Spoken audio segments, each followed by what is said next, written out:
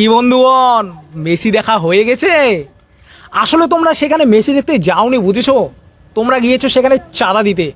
কাদের? হ্যাঁ, ঠিক ধরেছো, তাদের।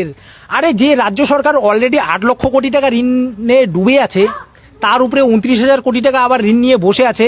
তো অল্প সময়ে মোটা অঙ্কের টাকা কিভাবে কামানো যায়, সেটাই হচ্ছে তার একটা ছোট্ট উদাহরণ, মেসি শো। যে শোতে টিকিটের টাকা দেয় দর্শকরা আর সেলফি তুলে নেতারা, এটা কি প্রতারণা নয়? সময়ের আগে, নির্ধারিত সময়ের আগে মেসি মাঠ ছেড়ে বেরিয়ে যাওয়া, এটা কি দর্শকদের সাথে প্রতারণা নয়?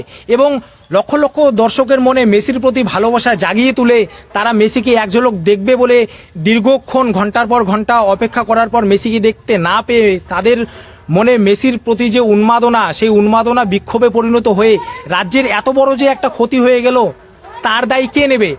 এই সেলফি তোলা শাসক দলের নেতারা, না সেই সমস্ত মেসিকে নিয়ে আসা আয়োজকরা?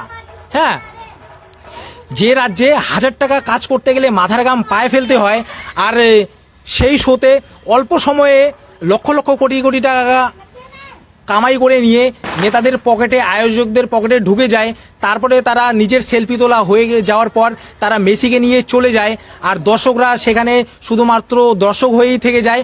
এটা কি প্রতারণা নয়? তো এখানে আমার এতটুকুই বলার ছিল, আমি আর বেশি কিছু বলতে চাই না। আমি চললাম রোনাল্ডোকে দেখতে, সামনের মাসে রোনাল্ডো আসছে।